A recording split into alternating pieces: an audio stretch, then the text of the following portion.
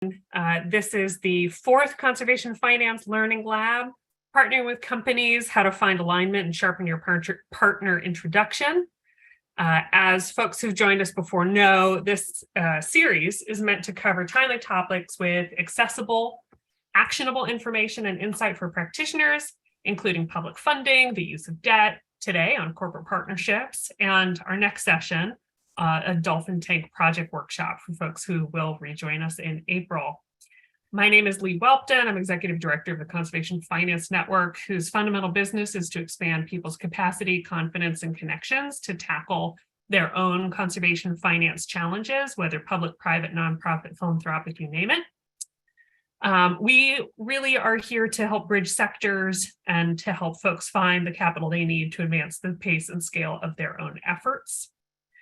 I want to share a word of thanks with my colleagues who are on the line today, Julia Mettler-Grove, our project and operations maven, and Mary Powers, our forest finance associate extraordinaire. Mary's newer to the team. If you haven't had a chance to meet her yet, I'm sure she would love a meet and greet with folks. Also want to thank our many partners, colleagues, and friends who are joining us today. Also, Hysted. We could not have done this series at all without Hysted's partnership and support. So just a thank you to Jackie, Jody, Tara, and the entire Hysted team. They are one of our closest partners, not just on this series, but also on our website content partnership with the Center for Business and the Environment at Yale. So we absolutely love delivering this impactful series together and also collaborating with Hysted on content creation and production to help get insight information on conservation finance topics out to you all each month.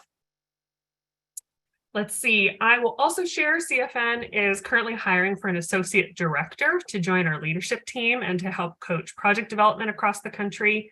If that piques your interest, please get in touch. We're just about to start interviews. And lastly, we are just gearing up for our 17th annual, which is crazy, Conservation Finance Boot Camp, which returns to the Yale School of Environment this year in early June 5th to 9th. Although the in-person application is now closed, we are live streaming select content from the week, and that virtual live stream is available to all. So one of my colleagues will help get a link to that in the chat in just a moment here. I'm going to hit the pause button on myself and pass things over to Jackie from Hysted's end. Great. Thanks for the introduction, Lee. Hi, everyone. My name is Jackie Wrigley, and I'm a conservation finance specialist here at Hysted. I want to thank you all for taking the time to be here today. So Hysted is a private operating foundation based in Connecticut and working all around New England and beyond with our partners. We're dedicated to landscape conservation and advancing stewardship of natural spaces as well.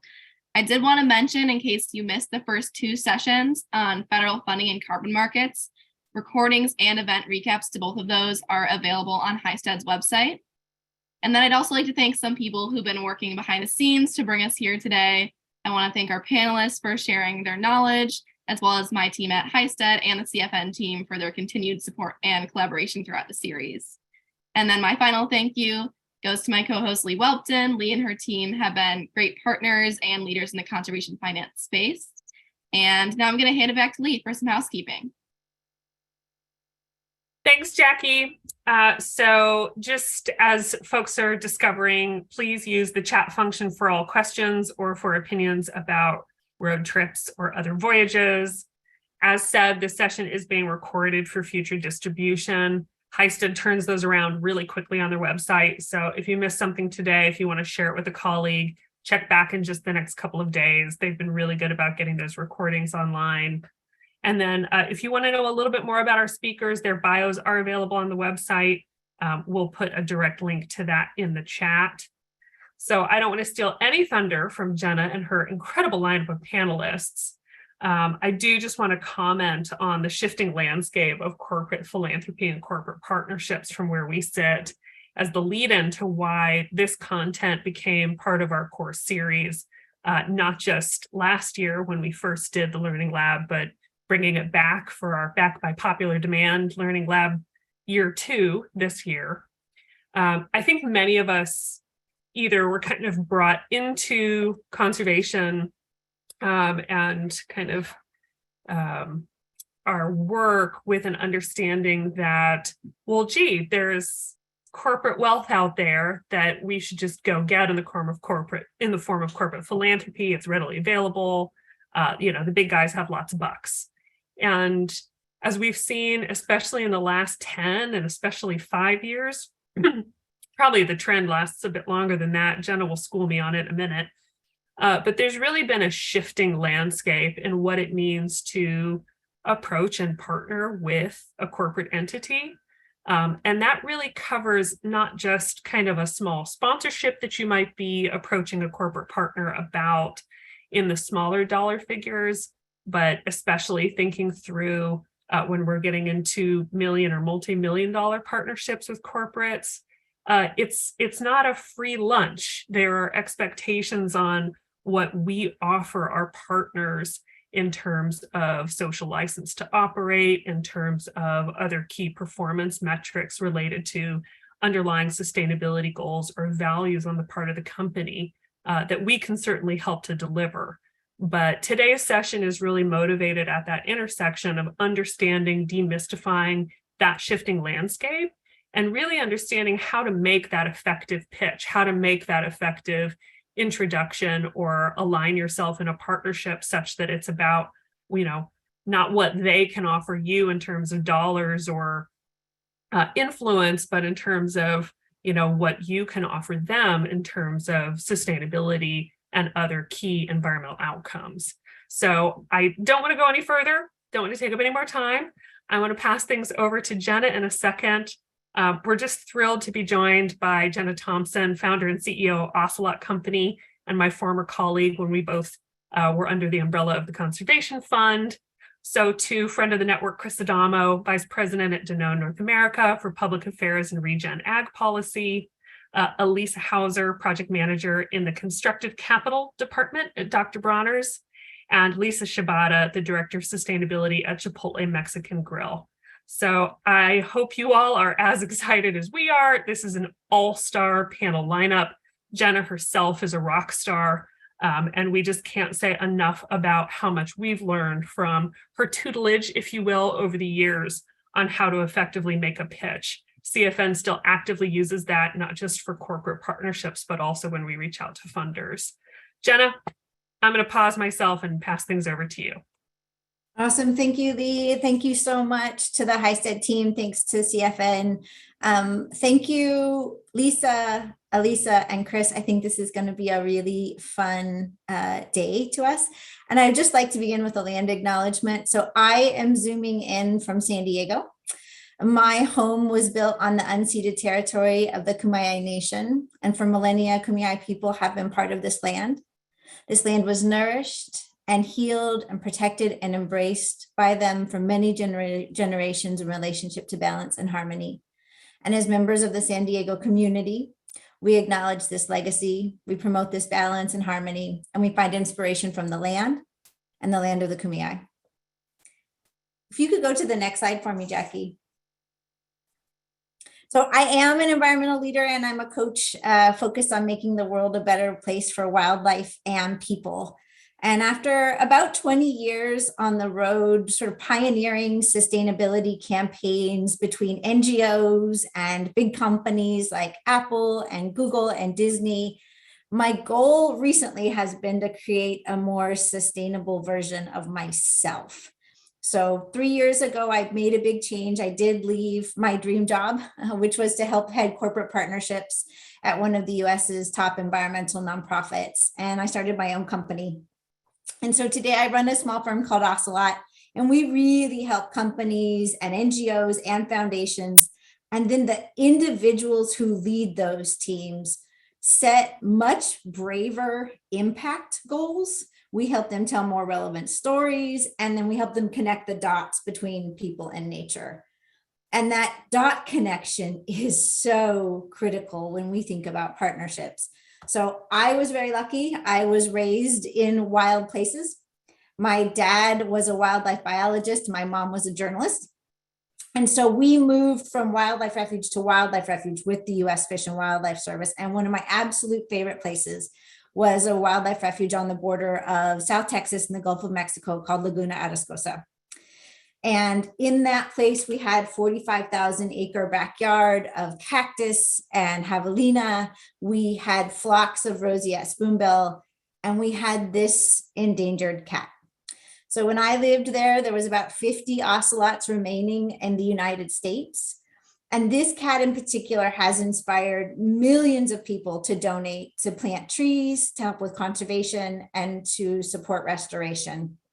It is rare. It is beautiful, it is wild, and it brings people together to make the world a better place. And that's what I try to do for my job. So I'm really proud to share that I helped to create partnerships between companies, between NGOs, and between governments like the US Fish and Wildlife Service or the Park Service that made a difference for this cat through restoration and through conservation. And so they're still doing it today. So when you buy a computer from Dell, or if you rent a moving vehicle from U-Haul, you can make a donation at the point of purchase that goes to help plant trees and restore mesquite habitat for this cat. But we cannot do it alone. And you see, most of my career was built on these partnerships. And so how do we find those relationships, those long-term lasting relationships that make it a fit? Next slide. So we're going to spend a little bit of time together in sort of 3 separate sections. We'll talk about trends and examples of corporate partnerships, sort of where we're going in terms of driving that impact. And we're going to hear from our friends at Danone, at Chipotle, and Dr. Bronner's about what they look for in strong conservation partners. We're going to explore how to find a good fit for your organization, and we'll play with some fun tools to sharpen your introduction. And then we are actually going to ask our sweet partners to role play with us with a few brave audience members to put some of this into practice. Next slide. So this series, I think, as Lee touched on, is really on conservation finance. And when it comes to companies, what we're looking for exactly, we want some money, right? We want money to help us protect land, to restore trails, to train young people who love the outdoors. Can't we just get a grant for that? If any of you are new to corporate philanthropy, this may be a little bit of a bubble buster. But I think about corporate philanthropy where companies are giving out small grants to hundreds and sometimes even thousands of organizations as basically dead. If you think about conservation projects requiring a layer cake of funding, traditional corporate grants are like the sprinkles on top of the frosting on top of the cake. Next slide. We want the cake, right? True corporate partnerships are just that. They are partnerships. They are reciprocal. They are relationships based on trust and impact. They can be very long-lasting and rooted in business and purpose. And if you want to move beyond the $10,000 or even the $25,000 grant level into the kinds of dollars that are required for the types of deals that we love, then you need to bake yourself a cake. Next slide. And when we're looking for the possible affinity with your program, those possible connections, we want to look at a couple of key areas. We want to look, and this is really with any funding partner, corporations are no different. We want to look at shared values. Is there alignment with your mission and your purpose? We want to look for shared goals. Have the corporation published or celebrated community or sustainability goals that your project can support? Location matters. We want to look for that similar geography. Their business, their operation, their employees, where those individuals work or live or play, is that in the same location as where your project exists? Or is there a supply chain tie to where you're working? And then finally, impact areas. Have they given in causes in the past that are similar to your project? Does their impact come back to their business goals?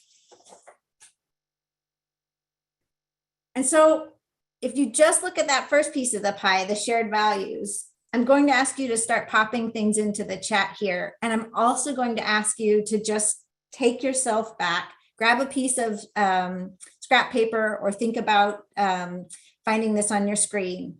But I want you to envision very practically going through this exercise with me.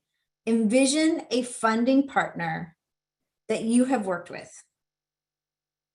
Just take a second.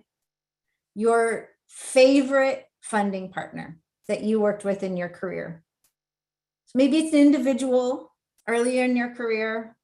Maybe it's a super entrepreneurial organization. Maybe it's a new partner who makes your work fun and exciting, or who introduces you to new audiences. And so just take your piece of paper and just write down and start popping in the chat the best partners we have. And we're just going to do a little value mining exercises. The best partners we have know what? So pop in the chat. What are the best partners that you have from a funding perspective know? What are they certain about? What do they absolutely know? Do they know your business? Do they know the people who can help you do your work? Somebody pop something in. What are the best partners? They know your mission and your programs. They know your names. They know the importance of environmental protection. Great. The best partners we have care about what? What do they care about? Think again. Those relationships that have been true partnerships for you. The best partners care about impact at scale. They might care about people as well as profit. What else do they care about? Making the world a better place, on the ground impact. Okay, this next question is to the point of view, right? The best partners we have believe. What do they believe? What do they think is possible? Do they believe it's possible to do it alone? Do they believe that they can stay out of your business? They believe from Juliet that profit is not the most important, that as the nonprofit, you have what you need, that they should be part of the solution? Absolutely. And then this last one. This is the state of being. The best partners we know are what? Engaged, are staying out of our business and letting us do what we need to do, are accessible, are there when we need them. How do they be? Proactive and committed, trusting, passionate. Ooh, great door openers. I love these. So this values mining exercise you can do with your own teams to try to help identify what is that sort of demographic that you're searching for. These responses, and just sort of notice what you find, notice what comes up as a team, and when there's alignment with your mission. Next slide. And you'll start to see that there are some really cool examples coming out, trying to build new alignment, new systems. And one of those is the Justice Funders out of the Bay Network. And they are working on what they're calling a just transition, which the Climate Justice Alliance calls a vision-led, unifying, and place-based set of principles, processes, and practices. And they're really looking at an actual investment framework that companies and corporations and investors on the philanthropic side can use and deploy, that moves away from extractive processes like removing wealth from communities through the depletion and degradation of natural resources, that moves away from exploitation of human labor, and that might even move away from interests outside of the community. And that could be big bank, big oil, big box stores, and into regenerative practices that are based on reflective, responsive, and reciprocal relationships. And this is super exciting for me on the land side because of the ties to conservation and sovereignty. And so this could mean removing land and housing from the speculative market. This could mean being cooperatively owned and stewarded with BIPOC communities, so Black, Indigenous, or people of color communities. from whom these resources have actually been taken. So this includes, but is not limited here to land and real estate. This could be rematriation of land to Indigenous communities. This could be land acquisition for BIPOC, Black, Indigenous, people of color farmers and land stewards. This could be cooperatively owned housing and real estate, like community land trusts. This type of framework, if you peek into the Justice Funders on their website, you'll see actual decision-making criteria for how some of these new monies and these new organizations are shifting how they invest. Next slide.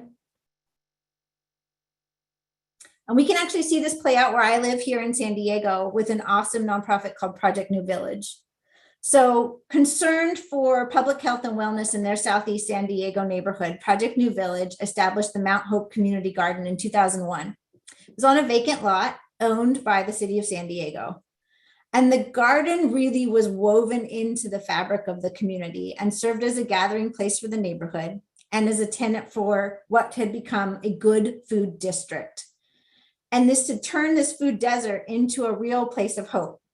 But in 2019, Project New Village understood and sort of discovered that the city of San Diego had put this lot up for sale, unbeknownst to them. And it threatened the garden, but it also threatened the group's bigger plans to help provide the neighborhoods with access to healthy food and wealth building. And so thanks to one of the Conservation Finance Network's rockstar presenters, whom I think many of you have met or taken a class from, and a bridge loan funder extraordinaire, a gentleman named Reggie Hall, Project New Village was able to apply for and then received a $600,000 bridge loan from the Conservation Fund to buy the land in a very short amount of time, about 3 months. They since applied for and received a $1 million grant from the Alliance Healthcare Foundation and a corporate sponsorship from Love Tito's. Tito's to help to improve the fresh access to food and the Mount Hope neighborhood. Next slide. And then the Austin-based vodka brand, Tito's, has provided multi-year support for supplies, for labor, and then the staff for all of their engagement days. Now, for some of you, alcohol may be out of alignment with your values and with your brand. Project New Village met with the Love Tito's teams repeatedly to try to understand, was there alignment? And Tito's eventually said, listen, sharing interest in community gardens and farms was integral to the mission of the business, that community gardens and farms were part of who they wanted to be as a company. And as I was sitting there kind of doing some research on this, I also found out that, so Chris, I just looked this up, but I wanted to mention that in late 2019, the Danone Institute of America selected Project New Village as one of 4 winning teams for the One Planet, One Health initiative, which was a grant program that actually took the founder of Project New Village, Miss Moss, and invited her to participate in a cross-disciplinary section where she got to meet celebrity chef and food activist Tom Colicchio. So pretty cool. Thanks for that. Next slide. So when we go back to that heart picture and we think about how are we finding alignment, we talked about values, but you cannot forget that you have to find alignment also with the business and the impact goals of the organization. So when we think about alignment, particularly with companies, one of the places that we're looking often is at the UN Sustainable Development Goals. So the UN Sustainable Development Goals are a universal call to action to end poverty, to protect the planet, and to improve the lives and the prospects of everyone, everywhere. And these 17 goals were adopted by the UN member states in 2015 as part of the 2030 Agenda for Sustainable Development, which set out a 15-year plan to achieve these wildly ambitious goals. Think about it: no poverty, zero hunger, gender equity, all by 2030. Next slide. Have you all heard of the term of a value chain? Pop in the chat if you're okay. I see a couple of heads nodding. Okay. So when we think about those sustainability goals, and we also think about traditional supply chain and corporate philanthropy, we're seeing an evolution into something that we're calling a value chain. And let's use Apple as an example of how a conservation partner can add value to that value chain. So Apple has more money than just about anyone, right? Maybe $200 billion of cash on hand. So why would it want to partner with a group to drive innovation? It's crazy high in terms of competency, right? It knows exactly what it's doing. But is it always trusted to be ethical? Next slide. So in 2015, I helped negotiate a partnership between Apple and the NGO I worked with at the time called the Conservation Fund to protect 36,000 acres of forest in the United States. We used a tool that many of you are familiar with, conservation easement, to ensure that the forest would always remain forest, even if it was harvested. And Apple is donating the forest to independent land trusts so that the land will always be managed responsibly. Next slide. Why would Apple do this? Apple recognized that the use of its natural resources, including the trees used to make its boxes and packaging, wasn't sustainable. So today, the company is working to protect and create enough responsibly managed forests around the world to cover all of its packaging needs for generations.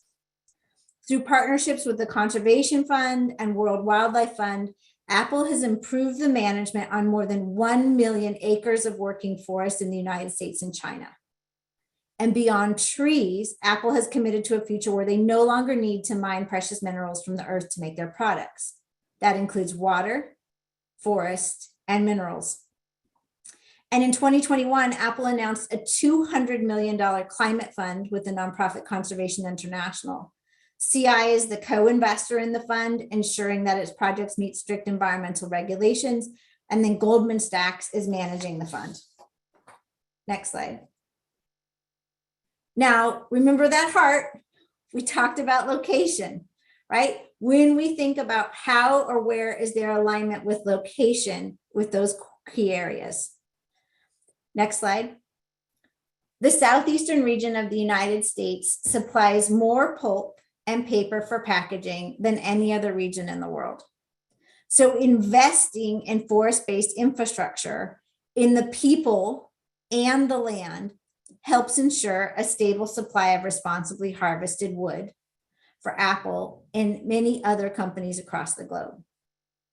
And last month, Apple expanded its commitment to diversity in packaging in its supply chain or its value chain through a partnership with the Conservation Fund to support foresters of color across the US Southeast, starting with a group called Macintosh Seed in Georgia.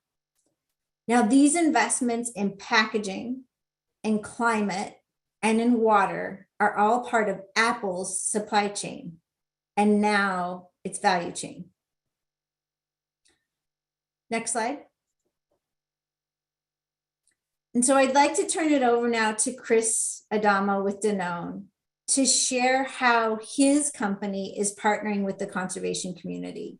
Chris will spend the next 5 to 7 minutes highlighting several conservation partnerships that have been important to Danone. And then he's going to pass it over to Lisa with Chipotle. And then Lisa's going to pass it over to Elisa with Dr. Bronner's. Thanks, Chris. Thanks, Jenna. Hi, everybody. Chris Adamo with Danone. I run our public affairs and regenerative agriculture policy here, primarily in the US, but we're a global company. We're based out of Europe, but have a large US market share. So it's quite a big business for us with a lot of brands that you're probably familiar with. Not everybody knows Danone, but you know our yogurts or you know our coffee creamers and baby food and so on. So we have a diverse food value chain, to use Jenna's term. And value chain is definitely a way we think about a lot of our work. Maybe go to the next slide real quick, please. And I'll do a quick overview of, this is actually a refreshed sustainability framework that just came out last month. It walks through 3 pillars of how we think about our impact and purpose work. Being a food company, health is obviously first and foremost. We think about nutrition. We think about how we impact the consumers who buy our products. And nature. Obviously, nature is quite diverse in more ways than one, but even for a business, we think about it in a number of different ways, from climate to water, deforestation, and plastics and packaging becoming a bigger and bigger issue for us, just to name a couple quick ones. And then people and communities, how we impact the folks that are in the neighborhoods and in communities and where we work, whether it's our plants, whether it's our headquarters, and so on. So just very quick, this is actually, I think, very simple. I think a lot of folks operate or create frameworks like this, but this is really the start for how we think about our goals and objectives and how we measure outcomes. And one of the quick points I'll make for Danone, and I've been with the company about 5 years. Previous to that, I worked in federal government here in the United States, and I've worked in environmental nonprofits in the past. So for me, coming to a food company or a company of any sense, it was a big learning experience, still a big learning experience for me. So I guess one of the things I'll leave you with is that we're still figuring out partnerships. We're still learning what type of partnerships are effective. We're still trying to figure out what is the ideal partnership, and it really does depend. And one of the things we are trying to think about, a couple quick criteria off the top of my head. One is just impact to these goals, these objectives that you see in front of you here on this slide. Durability, how can we find a partnership that lasts? Obviously, if we stick with a partnership over time, we're probably more likely to have impact. And then third, is it measurable? Measurable impact is really substantial to us. It gets to kind of the core of how we think about sustainability. We want to be able to measure it, and we want to be able to measure it, how it impacts our business. So it is, I would say, less of a philanthropic thinking and more of a business model impact thinking. Not to say we don't make donations. We do make donations from time to time. I'll talk about one example of those in just a minute. But donations, I would argue, is generally not how Danone thinks. I mean, I've never even seen us use the word philanthropy or philanthropic in our slides or anything else that we do. It really is about how do these partnerships, how do our contributions to environmental NGOs, or any NGO for that matter, health as well, impact our overall mission, and this framework being the guiding principles.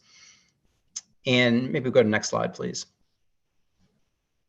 So Jenna mentioned a great example of our Danone North America Institute, which is a nonprofit arm of the companies. We have a independent board. We do annual giving of different, I'll call them micro grants. So they're not massive grants, but that is a great example. I did not choose that one. It's not up here today.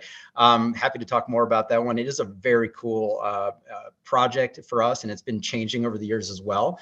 Very much thinking about how we help people, especially in the academic community or nonprofit community, bring new ideas to bear for food systems. But these three in front of us here are three recent examples, all very different from each other, about how we've been trying to gain environmental impact throughout our company. The first one is a donation. It is technically a philanthropic donation. National Fish and Wildlife Foundation is the group there. However, I'd call it, and they may not call it this, but I'll call it this, and they've heard me say this, it is a bit of a hybrid approach. It is a donation by law. We give that to them. They can make decisions based on, they have a pretty long leash as the donee to do what they want with the donation. But we have some targeted purpose that we express, and we come to an agreement about how that donation can be used. It's specifically for regenerative ag or sustainable agriculture practices. We pick regions, we pick type of farms, and we pick the type of outcomes that we try and work together for. And it actually is a more partnership approach where we're often working with the NIFWIF to target certain farms in certain regions for different varieties. And we've actually been doing this now for, I think we're coming up on our 5th year. So it has been, I think, a bit of trial and error over those 5 years to think about different approaches through a donation-based partnership. But again, measurable outcomes is really, really key for us. And I would love to have NIFWIF on this with me right now, because we probably could spend an hour talking about things we've learned about each other through the past 4 or 5 years and trying to figure this out. Another key piece of this donation type approach with NIFWIF is them helping us access additional grant funding from the Department of Agriculture. This is really interesting because, again, we're a food company. Farmers are one of the biggest constituencies in our value chain or in our supply chain in which we're trying to drive impact. And, Danone puts a significant amount of money to do this kind of work through our regenerative ag program, but it's never enough. So leveraging additional dollars through the government is a key part of how NIFWIF is helping us amplify dollars out into the ground to farmers. A second partnership is with Ceres. Ceres is a nonprofit environmental group. They work with investors and companies to advocate for better policy, advocate for better climate policy, better water policy. We work with them in a number of different ways, as do a number of other companies. This is more of a membership-based approach. We pay an annual membership to be a part of their business community, and they help us by understanding what's going on in the policy debates. Sometimes, most often it's in Washington, D.C., but sometimes it's even in key states like Virginia and California, where key policy debates are happening. So we're a part of that. We get information, we learn a little bit better about what's happening on the climate debates, on the energy debates, on the water debates, and then they also help us engage. We often will advocate with them. They will organize letters, they'll organize meetings for us. We have a big fly-in May in Washington, D.C. that we often participate in. This is first and foremost an advocacy and policy partnership that is, again, membership annually based. Just the example at the bottom, one of the things that I think most companies that were a part of this lobbying were very proud of was getting the recent IRA bill passed this past August. That was the big climate bill with a lot of different investments across needed areas like EVs and energy efficiency and even agriculture. So something that we're proud to be a part of.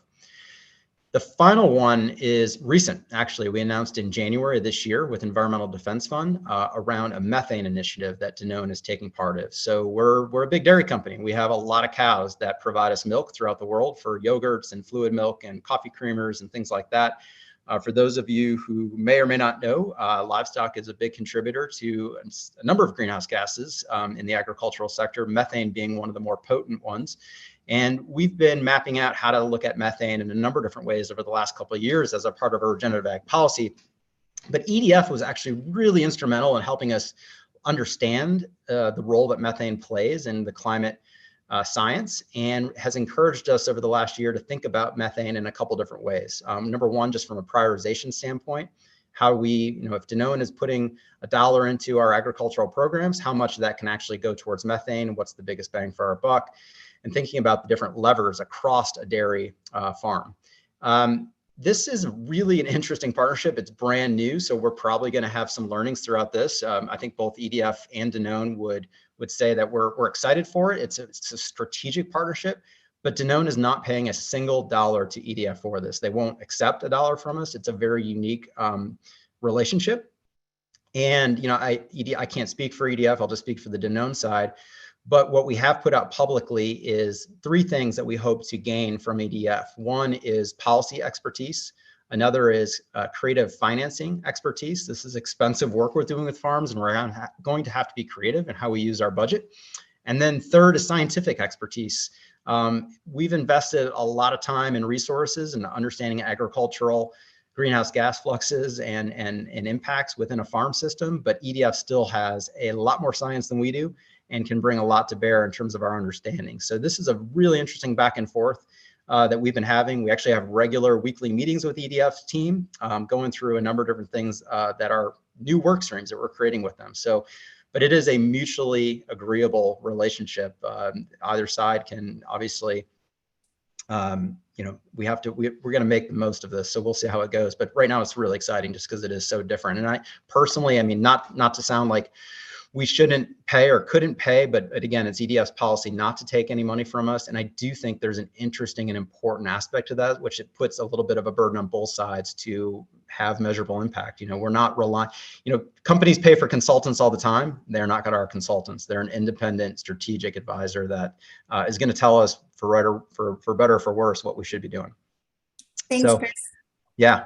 Yeah. So as we put our sort of active listening hats on, and as we roll into the conversation next with Chipotle, I'm going to ask the audience members to think about whether or not there are some ties to what they do in what Danone found valuable, right? So providing those measurable outcomes, being able to leverage additional access to other types of capital, that layer cake that we talked about, and then really being able to advocate at the local level to have that local pulse. This is something that our nonprofit and our government communities do have the pulse on. And then finally, you have expertise, right? You have either scientific expertise or financial expertise or policy expertise that is hugely valuable to our partners. So thanks so much, Chris. And Lisa, take it away.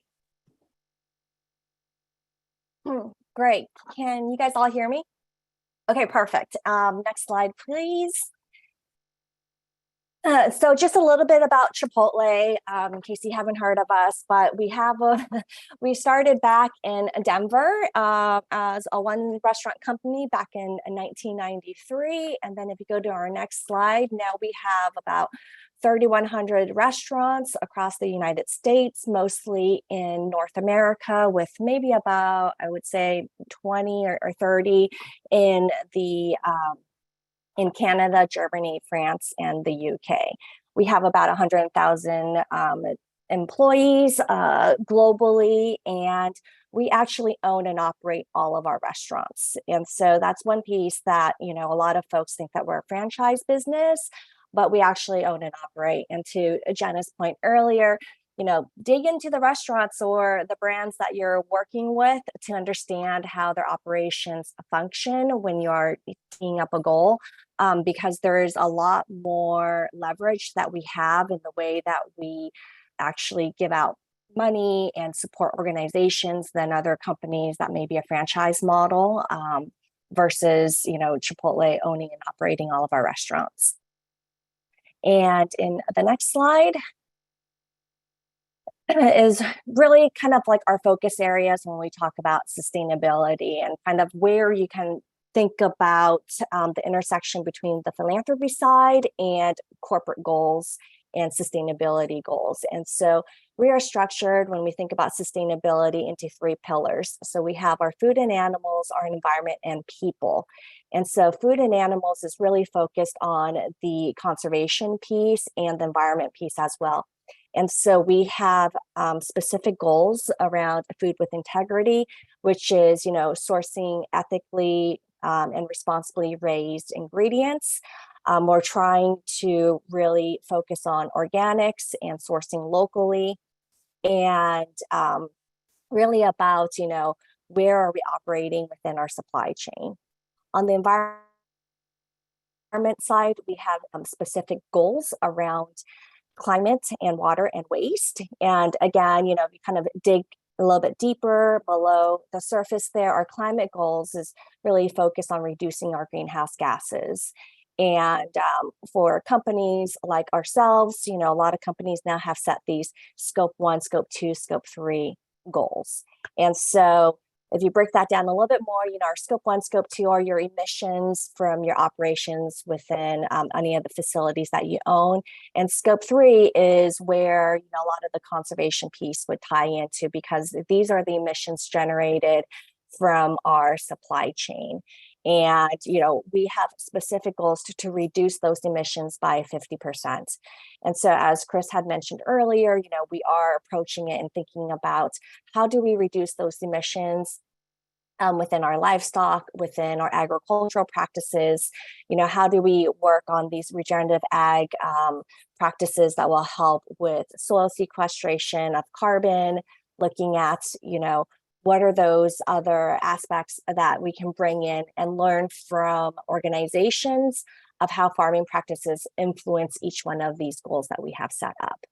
And so besides the climate goal, we also have, or we will be putting out a water goal. And so we had just completed a water risk assessment and prioritized our different areas, again, that we want to focus on within the United States. And I would advise again here of, how do you think about what projects you're working on and how do they relate to those targets that companies have set? And so we would look for different types of projects that would help with watersheds, with improvement of water quality, with replenishment, and then also that community aspect of what, as Jenna mentioned, how are these projects impacting not just our operations and how do they tie into the goals that we have set, but also, how is it helping the community? And when we say that, what are those measurements, as Chris mentioned? How do you identify that beyond, this is the USDA report or a census survey that shows that, 50% of the community here is underserved, or you have, BIPOC communities. But how are you engaging as an organization to really serve the needs of those diverse community members? And that's where the people side kind of comes into play of, supporting our employees, supporting community members where we work and play. And so on the next slide really kind of breaks down some of our giving that Chipotle has given through the philanthropy side of things. And so we have a bucket where we raise dollars for Round Up for Change. And so this is when you go into a restaurant and it's $12.49. Do you want to round up to $13? And so from that funding on an annual basis, we raise anywhere from $4 to $6 million per year. And we give all of those funds back to community groups. And so with a focus on agriculture and ingredients and supporting farmers, a lot of our giving is directed back to local groups that are food banks or, working with diverse community members. And so this bucket is pretty big and broad. And really, again, how do you fit into the different ways that, or different priorities within a company? The other bucket that we have that I'll talk about in the next one. We also, provide funding through our corporate giving and also through our foundation. And again, both of these are also smaller donations that really align with what community groups are doing. And then also for, larger responses to for disaster relief. And so, we partnered with an organization last year to support funding for Hurricane Ian and getting food out to different organizations that were helping communities in need. Then finally, our next slide is kind of really the big pillar of what Chipotle does, and it's really supporting young farmers.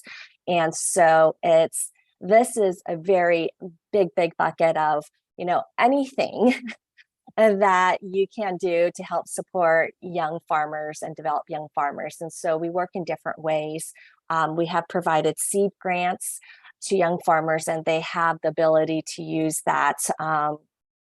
Actually, it's pretty much a no strings attached. I mean, as long as there's a need for it, that you're able to receive the grants. It's not super specific. We do work with the National Young Farmers Coalition, again, to also do some of that policy and advocacy work that I think Chris had mentioned that they do with series. And so we were helping to push policies to support younger farmers and in the Farm Bill. And then finally, we have another bucket with our tractor beverages. So we do give 5% of all sales from one of the beverages, again, to support young farmers. And so we have a goal here that we have set of donating $5 million by 2025 to support farmers. So that is kind of the big bucket of the different types of philanthropy that we do on a community level scale. But I think to Jenna's point, besides the philanthropy side of, really trying to align with what types of corporate goals that you have within your sustainability side of things, because a lot of the goals and the, I would say, work that we would provide to help support our climate and water goals would not necessarily come out of the philanthropy side of our work. And so that, you know, you kind of really think about it in separate pots that you're able to hit. And so you can hit the philanthropy pot, but you can also work with a company and try to help them really meet their goals and their strategies associated with their company goals. Thank you so much, Lisa. So I think, again, we're hearing the tie back to the ability to measure that impact. Oftentimes, that is one of the hardest for our NGO and potentially some of our government partners, is to have some of those measurable impacts, or potentially to use the words related to that measurement. And so we're going to talk about a couple of the tools of how we do that. But thinking again, water, right? A key for this community in terms of thinking about where you're working from a watershed perspective. So being able to put on your creative hat related to how you're positioning some of the work that you're doing, so that it is, in fact, when there is alignment, that you are showing Chipotle, you're showing Danone, and Dr. Bronner's has a completely different look at this. And so, Elisa, I would love you to join in and share some of your perspective. I've never seen a business model like Dr. Bronner's. You are extraordinarily unique, and please share your experience here, and then where, if applicable, you're intersecting with the conservation community.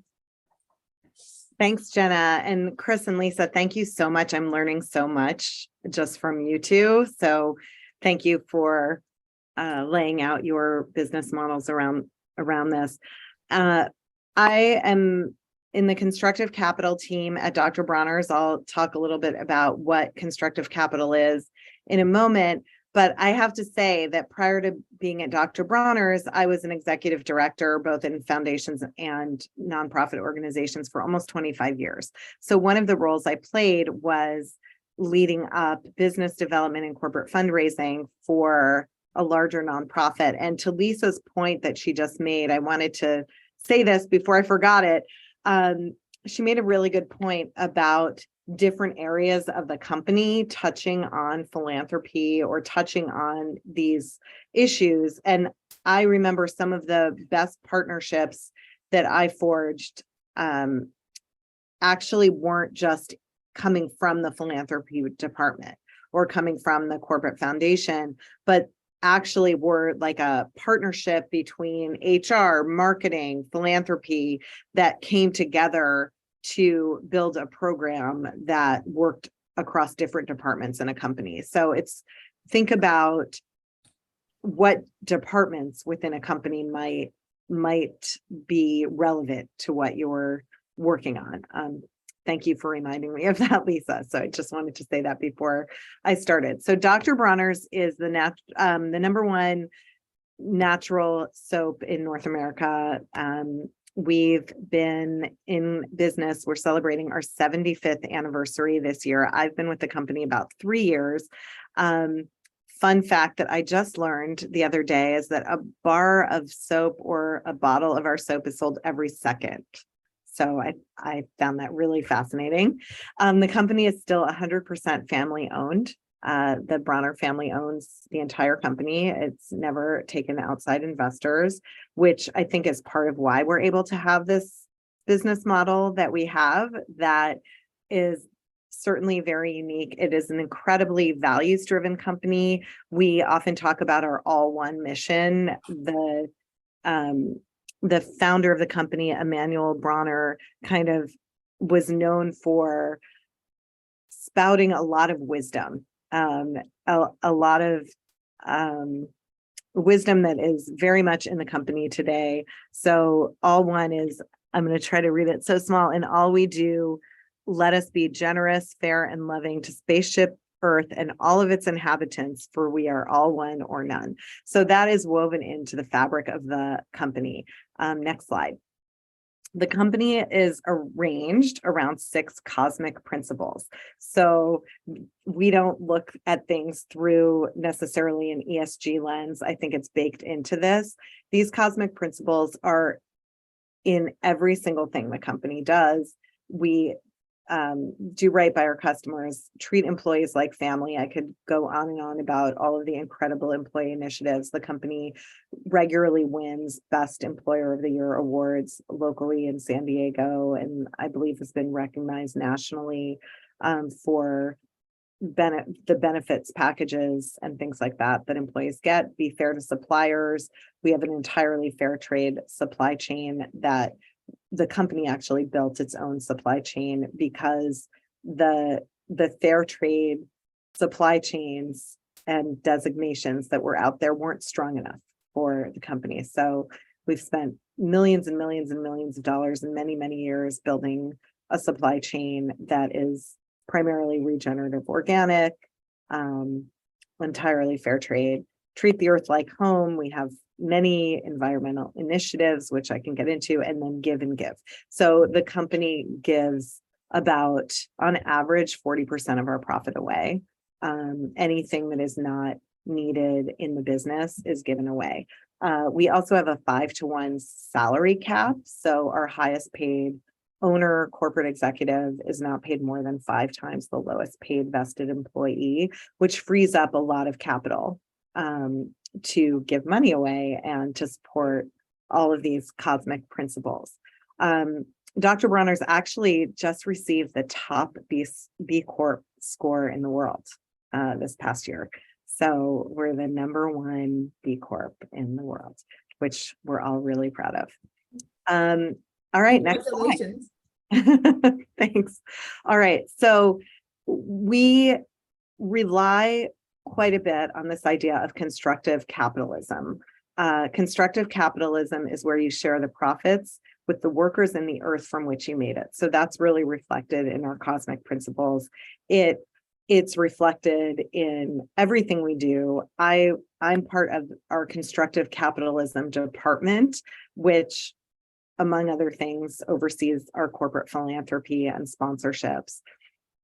In 2022, we gave about $9 million in financial contributions to about 200 organizations, primarily in the US. We do give internationally within distributor markets, and all of our international giving is driven by our distribution partners in their local communities. We gave around $1 million in fair trade funds to projects that were initiated by our supplier partners in their local areas, and close to $1 million worth of product that were given away last year. These aren't final numbers, so please don't quote me on these. Every year we do a corporate, like our annual report is called the All One Report, and it will come out probably in the summer, detailing all of our final numbers on these things. Our top funding issue areas are drug policy reform. I don't know, being in the conservation space, I don't know how many people here have been tracking what Dr. Bronner's does around drug policy reform, but we're one of the top funders of psychedelics access and legalization. We were the first company to offer a ketamine-assisted therapy benefit. A lot of people saw an article about that on the front page of the New York Times last year. I got a lot of texts from friends like, what is happening over there? So we're really proud of being an innovator in that area. We do a lot of funding in regenerative organic agriculture, which I'll talk about in a minute, civil and human rights, including an emphasis on migrant justice and animal advocacy, and then community betterment. So we fund children, youth, and families, especially in San Diego, which is where the company is headquartered. And our contributions tend to range all over the place, but from about $1,000 to our largest gift is about $1 million. I would say our typical gift is more like in the 10 to 30 range. And we leverage every single thing we have to support the organizations that we fund. So funding, we kind of think about capital in a lot of different ways. There's financial capital, and there's social capital, there's product capital, there's natural capital, there's experiential capital. So we leverage everything that we can. I'll kind of explain through the example that I brought for you all how these different things on this slide are leveraged within a corporate partnership or within a funding partnership. Let's go to the next slide. So Dr. Bronner's was one of the founders of the Regenerative Organic Alliance, which oversees the Regenerative Organic Certification, or ROC certification, which folks probably have heard of.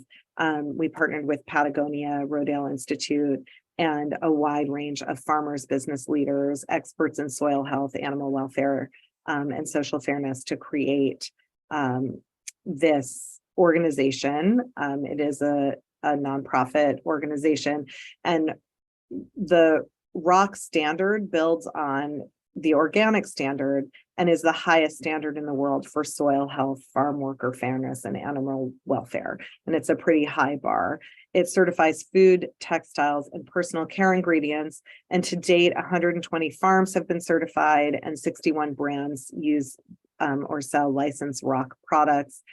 Dr. Bronner's, obviously, Nature's Path, Wholesome Sweeteners, Lotus Foods, Lundberg Family Farms, and several other companies have licensed ROC products using ROC ingredients. So we partner in a wide range of ways. We give about $250,000 a year to ROA, and that's an ongoing commitment. It's one of our larger commitments. But in addition to the funding, we just recently, ROA had a big event where they brought together all their brands. It was part of Expo West, which is this huge trade show in the natural products field. And we actually project managed and produced the whole event for them. So our team helps leverage our own staff and expertise to support organizations with occasionally things like events. Our CEO is on their board of directors. We give them lots of product donations for anything that they need them for. We tend to do that with all of our funding partners. Last year we promoted them through our Shopping Gives platform. So when you purchase products from the Dr. Bronner's web store, all customers have an opt-in where they can have 10% of the purchase price of their product go to a chosen nonprofit. So it allows our customers to learn about nonprofits that we want to put in front of them, and then they can select. So ROA was one of the nonprofits in our Shopping Gives platform last year. So everybody who went to the web store was able to learn more about them and also designate 10% of the purchase price of what they purchased on the platform to ROA if they chose. ROA has written blogs for our website. We've profiled them across all of our social media platforms. And then we've even had a bottle label where we've we sometimes change our bottle labels to educate customers about different issue areas. And we did a Heal Earth label that talked about regenerative organic agriculture practices, the ROC certification. We obviously actively not only source ROC products, but we work with our farmers. The company has a relationship with all farmers in our supply chain all over the world, and have supported farmers in converting to regenerative organic farming through tech support, loans, because it takes a while to convert a farm that has been using pesticides and GMOs to become a regeneratively organic farming operation. So there's many ways, many forms of capital that we pour into this relationship far beyond the financial capital. We don't have a lot of relationships like this because they're incredibly intensive for our team, but we do have a select group of them, and everybody in the company knows about them. Everybody in the company feels connection to some of these key partnerships. So anytime ROA needs something, we're going to be a yes. We're there for them to help. Thank you, Elisa. I'm gonna just highlight a couple of things that I heard, and then we're gonna go, I think, to the practice section. But really, for you all thinking about those ties to working across multiple levels of the organization, certainly thinking like if you are going to look at this as a foundation, thinking about who do we know? Who's on the board? Who else is there? Who's in our local community? What is our point of entry for this relationship? And then also not forgetting that it's really easy oftentimes for a company to help provide product, not just the financing. So if you're working with Home Depot, is it easier for them to give you a grant or to give you shovels? Right. So again, sort of thinking about what's the path of least resistance. And I still heard the policy component being a really significant piece for those long lasting relationships. And then finally, oftentimes there are super cool relationships that can be built on label, right? Sometimes that's going to be in alignment with your work and sometimes it might be out of alignment. But if you are interested in works, then I think it's certainly something to take advantage of. So let's go to that next slide for me, Jackie.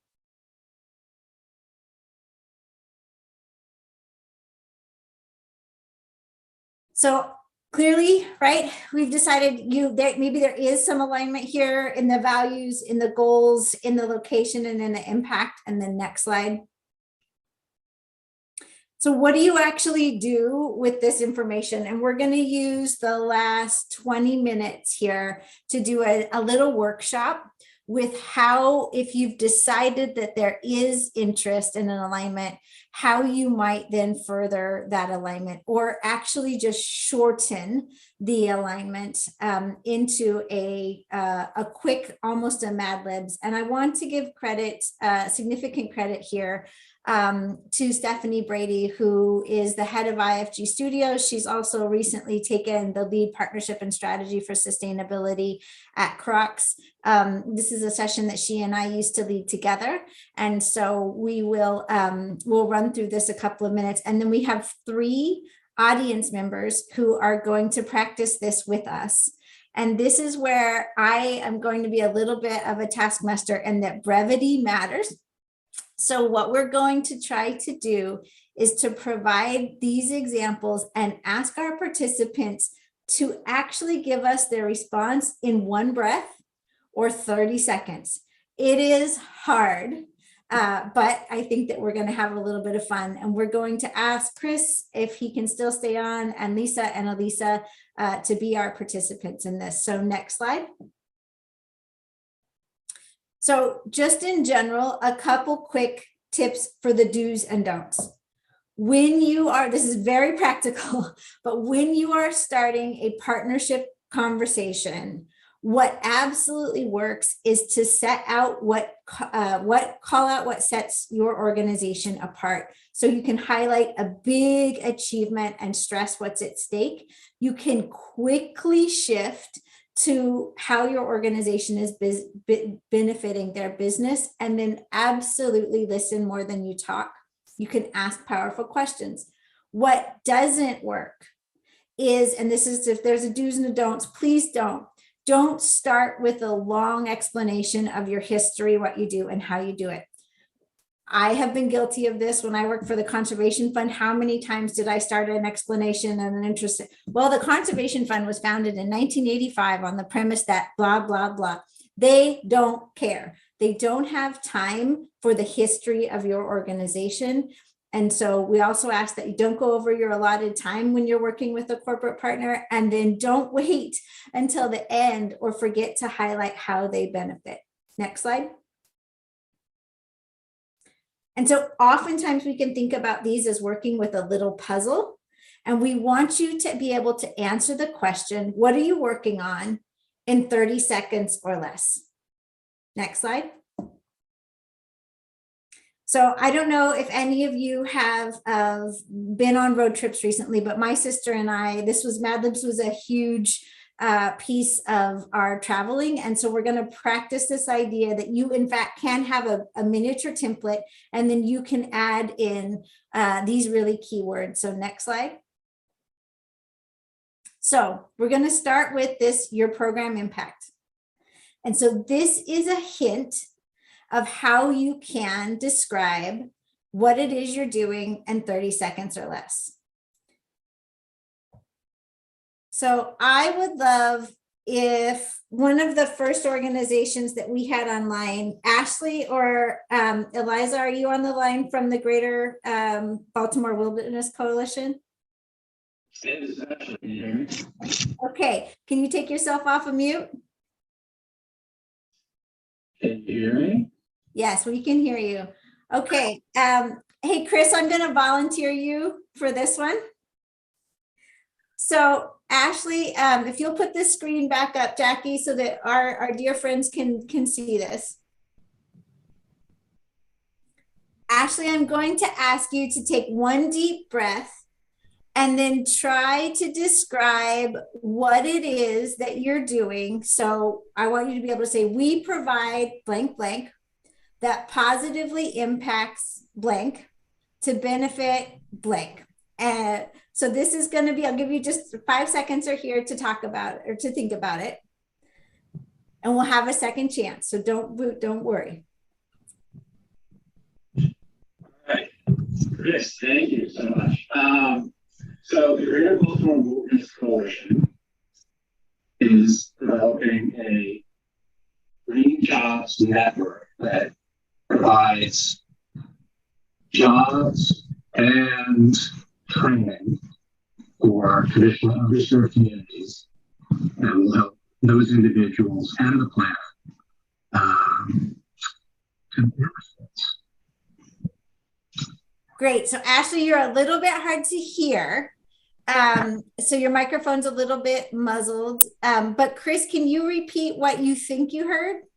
So you provide green jobs and training for those jobs to impact underserved communities. And I didn't hear the last part. Sorry. Okay, perfect. So let's pause there and let's go to the next slide. So a different way that you can phrase this is what you offer. So we offer green jobs to underserved communities so they can blank. And so now what we're going to look for is what is the actual outcome, that measurable outcome, Ashley, that your green jobs can provide. So will you try this one more time? We offer a diverse network of green jobs training for traditional underserved community partners so that they can have long-term stability and more productive lives. Did you get any of that? So Chris, will you share what you think you heard? Sorry, my head was going right to, I have follow-up questions for you, Ashley.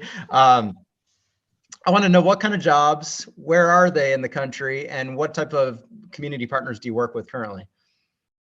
Okay, we are not going to let Ashley answer those questions, but Ashley, I want you to write them down and re-listen to the recording because that's key information that Chris needs to determine what is the impact to his business, right? So we're kind of thinking of what are you working on and why should I care? I went right to the map of my company and the community Okay, so design. let's go to the next slide.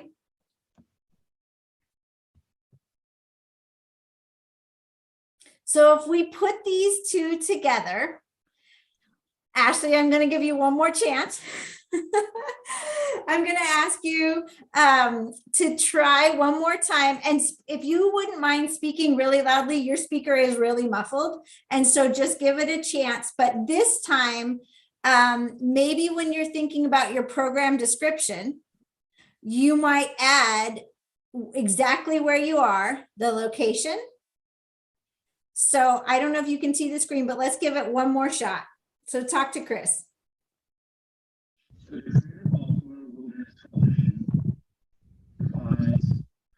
Opportunities for young adults throughout Central Maryland to positively impact their lives and the climate sustainability of our communities to benefit our urban partners in the Mid-Atlantic.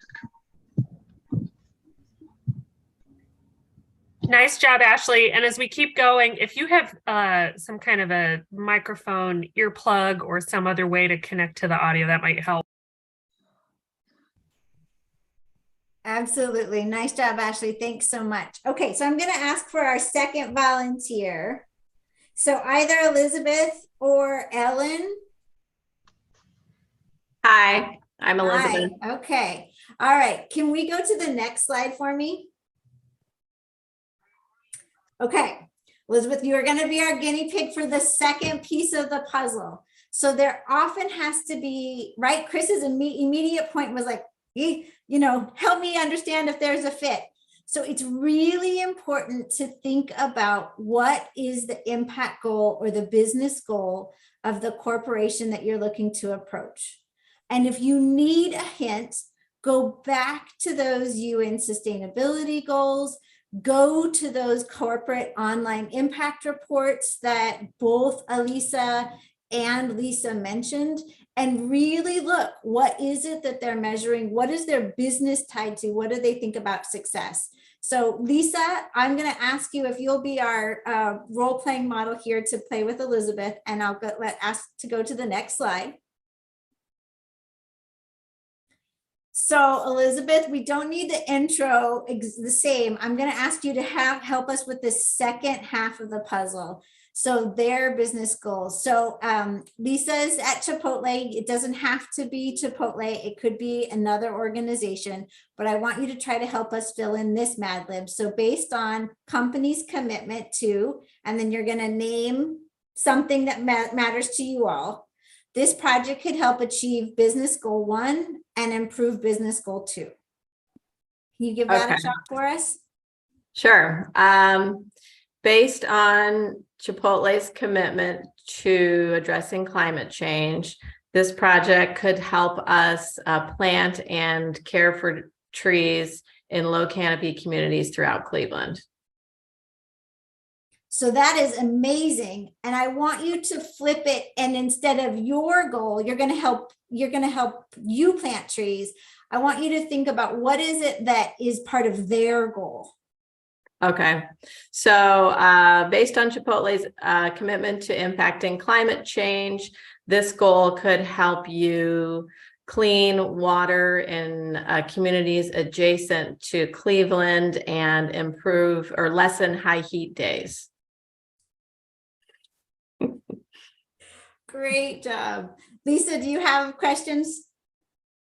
Yeah, no, I think that's great. The only thing I would add there is how the project is, well, no, I guess that's it, because that's the 2 points. I was going to say, I'm like, for my mind now, as I did what Chris, I'm like,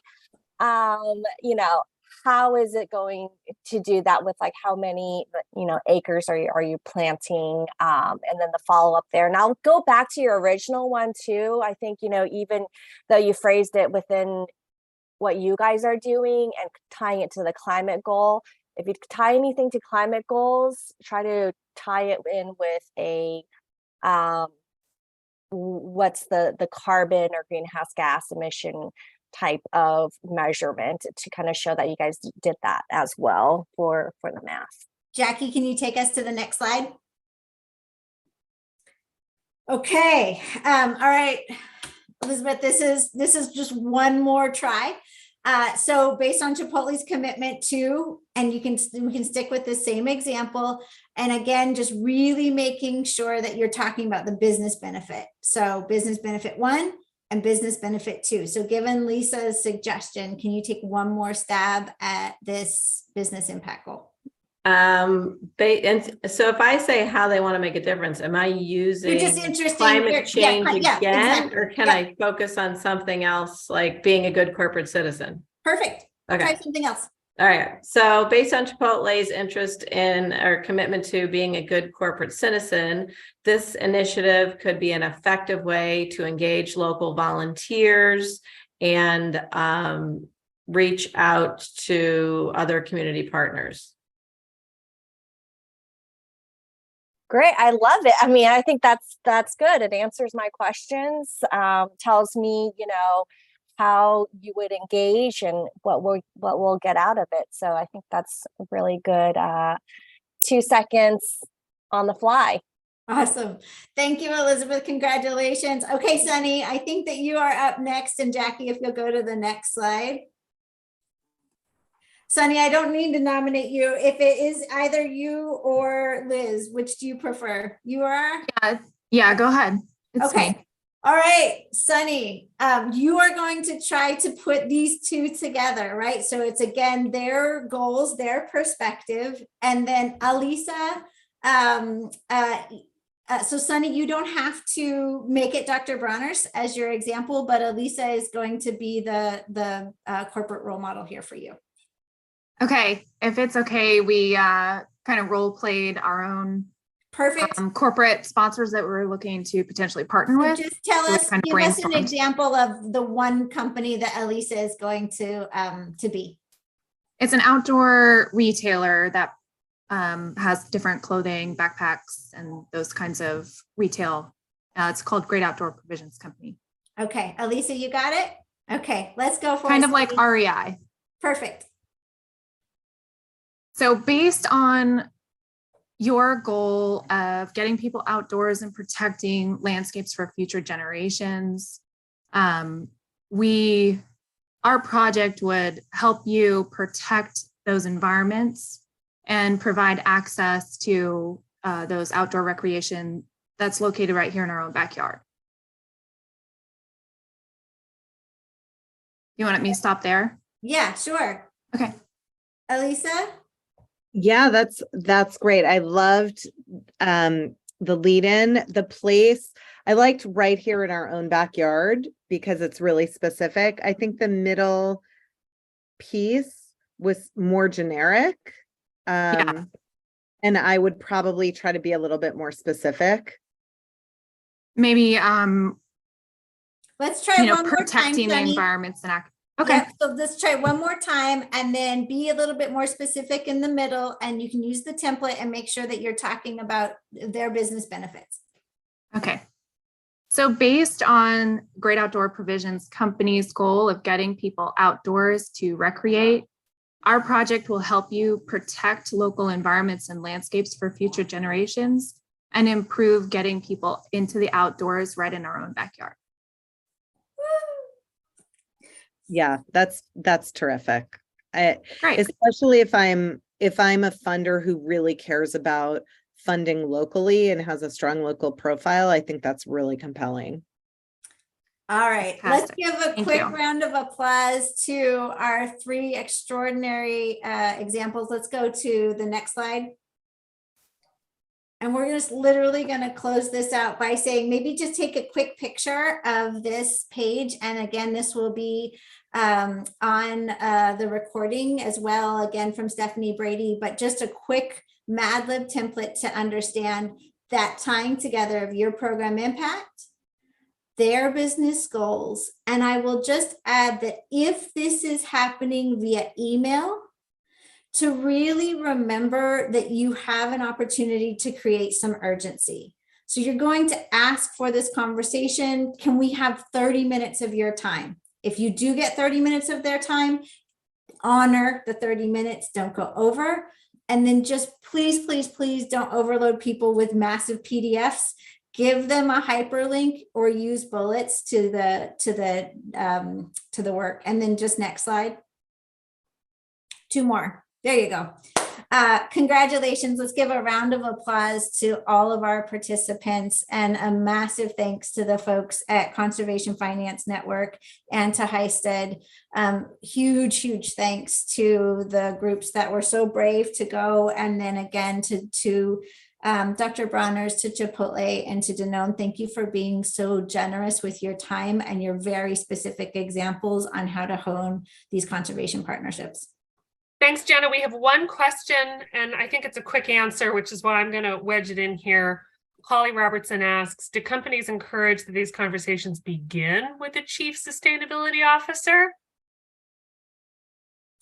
My quick answer is no. Yeah. Go in at the level that makes the most sense for you, the relationships that are authentic in your organization. If that is at soccer, if that is at church, if that's at your local school board or a local politician, go in locally and develop that relationship at that authentic level. Thanks, Jenna. And to all of our panelists, this has been exceedingly helpful and insightful. I recommend folks do use that Mad Lib exercise, practice it a couple times with your staff, your team, your development officer, whomever, yourself. It's helpful in terms of how we kind of psychologically approach some of the asks that we put out to potential partners. It's not about what they can do for us. It's about what our mission, our vision, our impact lens and aligns with their strategy. Thank you. That concludes our fourth session for today. And for folks who are available on April 11th, we're going to round out the series with our capstone dolphin tank session. This is a fun one. It's nothing but live project workshopping. So come for the action, stay for the insight. We are in need of some brave souls who are willing to put up a pitch on some aspect of their project model or funding need that they could use some friendly feedback for. We are in the midst of recruiting quote unquote dolphin panelists. This is not Shark Tank. These are much friendlier. Occasionally dolphins have been known to be a little aggressive, but not ours. We recruit only the friendliest of porpoises. So looking for some volunteers for that exercise on April 11th. Thanks everybody for sticking with us to the end here, and looking forward to more to come. Thanks, folks. Thanks, everyone. Thanks for having us. Take care.